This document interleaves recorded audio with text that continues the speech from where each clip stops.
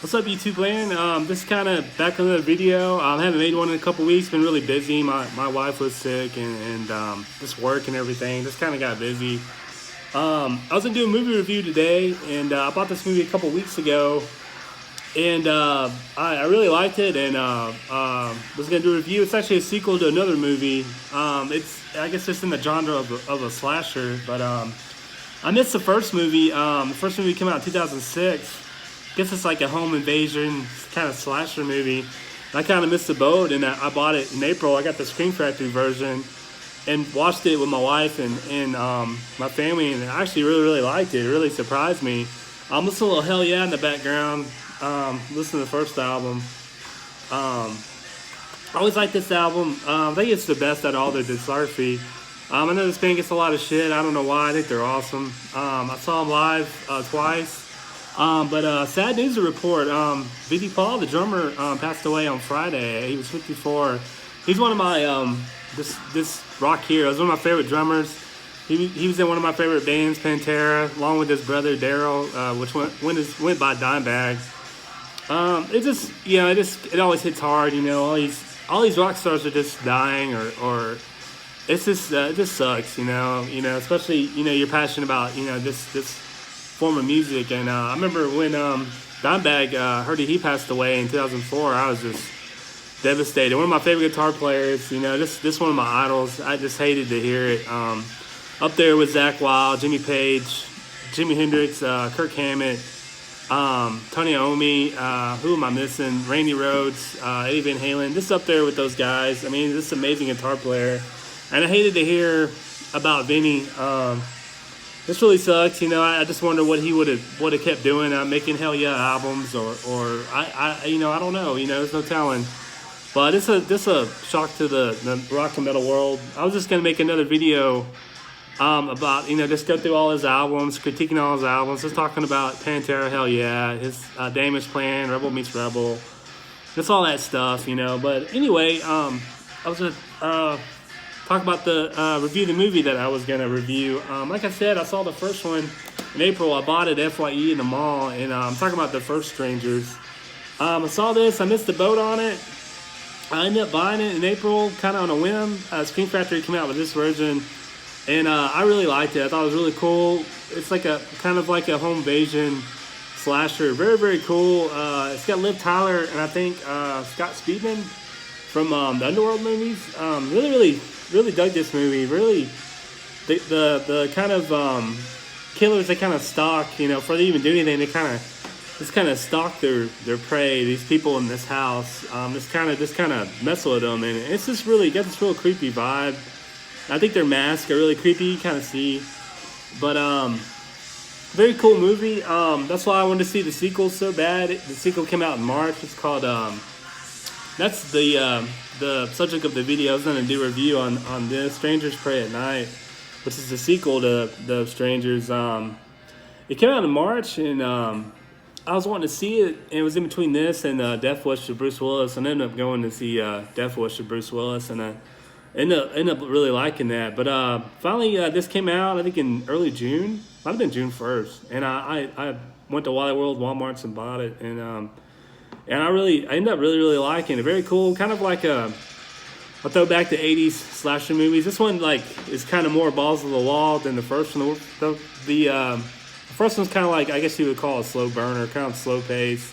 And this one's just like goes for the throat. I mean, it's just from start to finish, just balls out. Just a crazy slasher. It's got a lot of homage to 80s horror, 80s slasher. There's one part that kind of reminds me of Christine, the movie by John Carpenter about the killer car. There's one part, and a couple of scenes kind of remind me of Texas Chainsaw Massacre and kind of the old 80s Jason movies, Friday the 13th movies.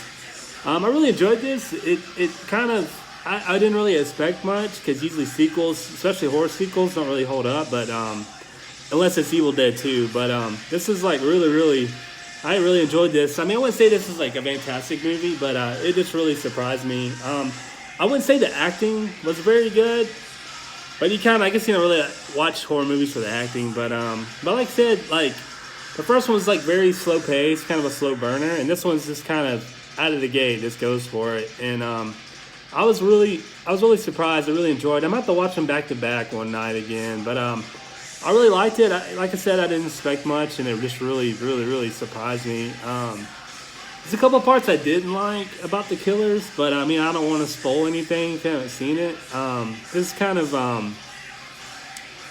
I don't know. I don't know, but um, I don't know. Like there's some scenes that I thought were really cool. There's a pool scene where I just thought was just like the you know the just like how they shot it was really cool. Had it shot to just like kind of 80s kind of music, and then it's kind of made for an eerie kind of vibe.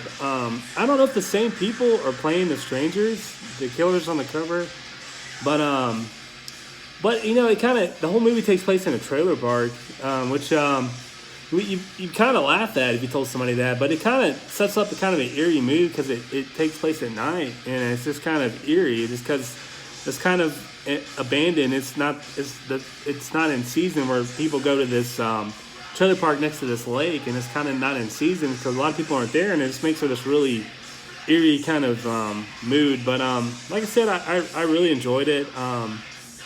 Like I said, I think I like the first one better. I think the first one's just a better movie, but this one's definitely I don't think they were trying to top the first one, so they just kind of went a different route, and it's just balls out, gore, people getting their heads chopped off the axes, just stuff like that.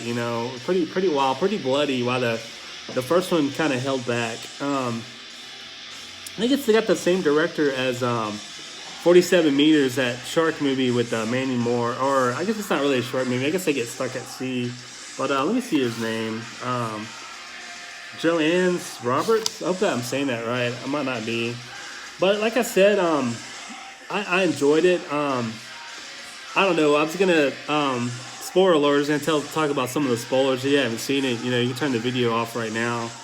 But certain things I did like. What made the first one so mysterious is the Killers. You never saw their face, and you never saw the Killers. Ever. Even when they were driving at the end of the first one, they never showed their face.